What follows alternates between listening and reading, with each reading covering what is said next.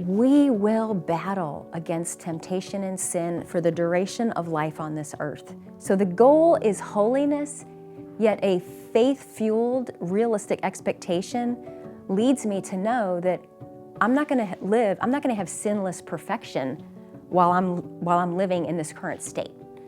So temptation and sin in that sense is normal.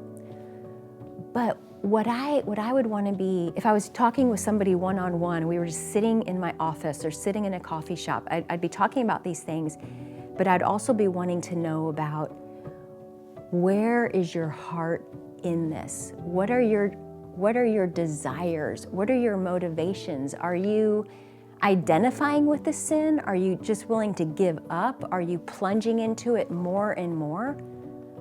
Well, if that's your situation, then I wouldn't love you if I wasn't willing to at least stop and say, this is a serious place to make friends with sin, to allow it to continue to remain in the living room of your heart, if you will. And a lot of us do that.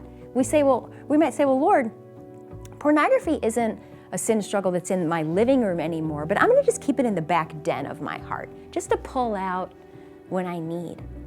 No, I mean, Christ wants to fill every part of who we are. So if we're making friends with it, if we're minimizing it, if there's no change at all over a long period of time, I think that's at least enough for us to stop and say, where am I really at with this?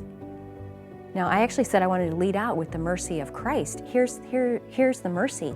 If you're aware of that, as I'm saying this to you and you're thinking, that's me, like I've been making friends with this. That is Jesus just coming after you, mercifully chasing you, saying, wake up. And he's not doing that with waving a shaming finger. He's not sitting back saying, ugh. He's coming, wrapping his arms around you and saying, don't go any further. Turn to me. That's his mercy. But friend, I mean, I'll just speak to those of you that are listening to this, to somebody that is saying, yeah, with the love of Christ, I say, cry out to Jesus and ask him to reveal what's really going on in your heart, because myself included, if I make friends with sin of whatever type, whether if it's sexual or not, I am in a pretty dangerous spot. That's the sober warning. And even that, we see our Father's love for us as his children, to not just let us become hardened. And so the hope is that whether if you're failing in this or winning, or if the trajectory is so slow, if God's giving you an awareness that the trajectory is slow, or that you're maybe going backwards, that awareness is coming from a Father who loves you so much.